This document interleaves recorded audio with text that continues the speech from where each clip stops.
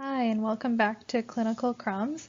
Today I wanted to make a short video with some tips on preparing for the Medical Council of Canada Qualifying Examination Part 1, and I hope you enjoy it. So just a disclaimer to say this presentation is for general information purposes only, and I don't represent anyone other than myself. So for this examination, you're responsible for reviewing the most current regulations and guidelines for this exam in any given year that you're writing it. So I think the first thing to decide as you're preparing for this examination is what your goal is for the exam. For me, my goal writing this exam was just to pass because that is what was needed for me to become licensed. However, you should really check if the score matters in your personal situation and for your planned career, especially if you're an international medical graduate or if you have particular goals in your career that you are hoping for in this and that the score matters in those situations. So if you're not sure, I would look it up and also speak to people who have finished the exam and are in the career that you're hoping to achieve so that you can just make sure that you have your goal in mind before you start preparing. A lot of people ask how much studying you need to do to pass the MCCQE1, and honestly, I think if you ask anyone who's already written it, they're going to say something like they studied too much. But it's easy to say that when you look back and you're done your exam. Probably many of us feel this way about many of our exams. But I did study about a month for this exam, like full time. And I did feel that on test day I was more confident on multiple choice questions and not as confident on the short answers just because I was not as used to that type of questioning. But some people felt the opposite and they probably more naturally felt that the short answers came to them and not really the multiple choice questions as much. So it can be really dependent on who you ask. I'd say that the best thing to do would be to study to the point where you feel confident on your practice questions. So what resources should you study from for the MCCQE1? There's a variety of sources and you should also see what your school recommends. Personally, I used the First Aid for Step 2 textbook or sort of a guidebook, and I really used it sort of as a reference for some concepts that were difficult for me or that I'd forgotten about. So, you know, keep in mind that this is a book that's written for USMLE Step 2, and so it's not written specifically for MCCQE, but it has many of the same concepts, and so that's how I used it. I'd say the most useful resource would be to look up clinical guidelines from Canadian reputable sources.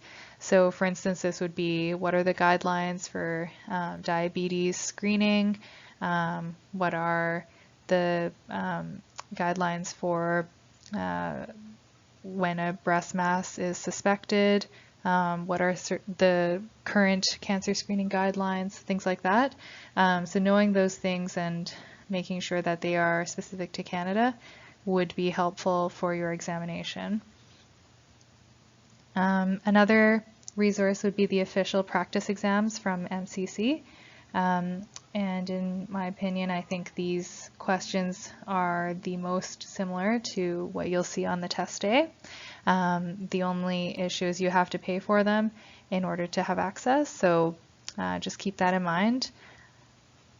Your school might give you access to Canada Q Bank, and I did use this a bit when preparing, but to be honest, I didn't make good use of it until the last minute, so perhaps I'm not the best person to comment on its use as a resource.